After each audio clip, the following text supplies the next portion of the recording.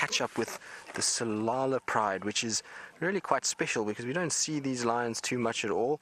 These guys are generally seen more to our west and our south, so not often that they come into our traversing area, so really nice to catch up with them. You can see they found themselves a nice piece of shade.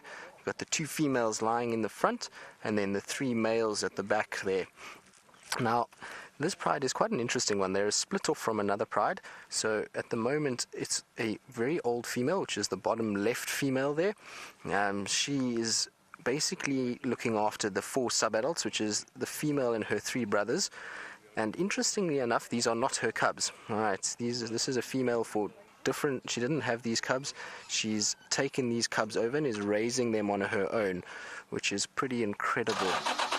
So you can see the boys are starting to get their manes. They're still quite small, so the manes are still quite little, but they're getting to the point now where they're getting big enough that they're going to be a threat to other males. And I have actually seen them being chased a little bit lately by the Majingalan males, and I'm sure if the Birminghams come across them, they would also be chased by them because they are starting to pose a bit of a threat. Also, these females are starting to come into heat. The older female, we saw her mating a few months ago.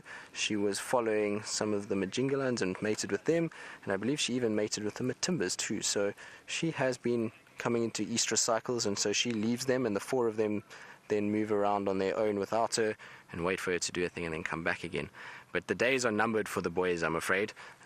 Given that they are getting bigger, soon is going to be a problem. They're going to end up being chased away. But like I say, I'm really, really happy to find them. This is one of my favorite prides that we have in this area. Spent a lot of time with them when I was at Simbambili and when I was at Chitwa, and I even saw them when we were at Singita, when these little boys were still small, baby, tiny little cubs.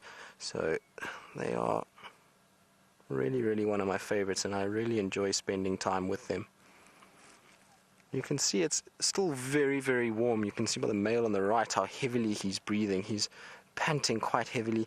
He's hot and bothered, and it sounds like just off to our south, it sounds like there are some elephants that are slowly but surely coming this way. So I think that's why he's popped up his head to look around. So he can hear there's this kind of crunching of branches, and there's sort of this movement through the bush. And so I'm sure that's why he's watching. But it's still really too hot for all of them to kind of wake up and really be too interested in anything. It's about, I would say, about 90 degrees Fahrenheit, so very, very warm. And these guys are not going to move too much unless they get something like a buffalo walking through here, or zebra, or something like that. That could then potentially cause them to get up and get going.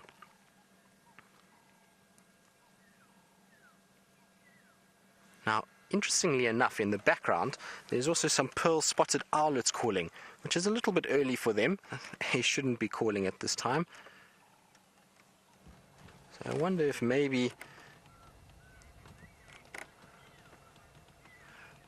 there's a bit of cloud rolling in. Maybe that's why the owls are getting a little bit confused.